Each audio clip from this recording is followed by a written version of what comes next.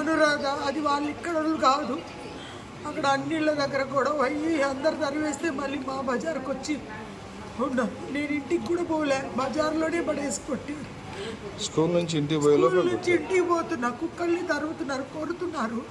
నేను ఎందుకమ్మా వాటిని నోరు లేని వాటిని తరివేది అంటే మా కోళ్ళను పట్టుకునే నువ్వేందో లంజా చెప్పేది అంటే ఆమె భద్రం చేసుకోవచ్చు కదా, ఊరి బయట ఉంటున్నావు కుక్కలు లేకపోతే ఎలా అని అంటే అన్నిటినీ తీసుకెళ్ళి ఇంట్లో కట్టుకోవే లంజం ఉన్నా అని అన్నట్టు. నీకు కొత్తగా వస్తే ఎవరు వస్తారు? నీ మొగుడే వద్దా, ఎవరున్నారు నీకు?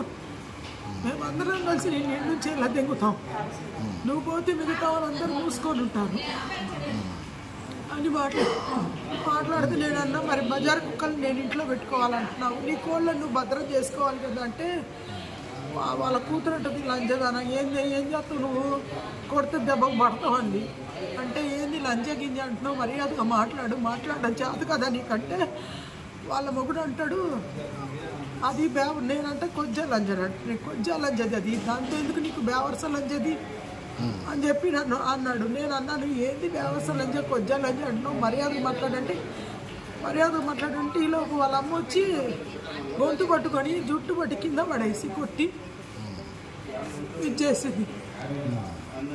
పోలీసు వాళ్ళు ఎంక్వైరీ చేశారు, వచ్చి చేస్తే పాస్టర్ గారిని ఆమెను అడిగారు ఏం జరిగిందంటే ఇలా పడేసి ఒక్కదాన్ని పడేసి కొట్టారంటే రోడ్డు మీదకి లాగి కింద పడేసి చీర కూడా మొత్తం లాగితే నేనే వచ్చి విడిపించాను.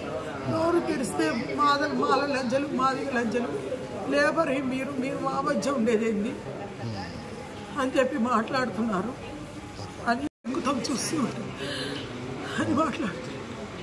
దెబ్బ ఎక్కడ తగిలింది?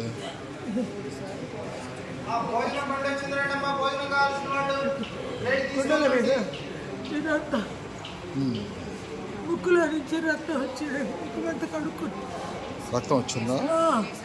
కొడితే ముక్కు మీద కొడితే ముక్కు కూడా రక్తం వచ్చింది. ఇంజక్షన్ చేశారు డాక్టర్ ఇంజక్షన్ చేశారు, ఓపీ కూడా రాశారు.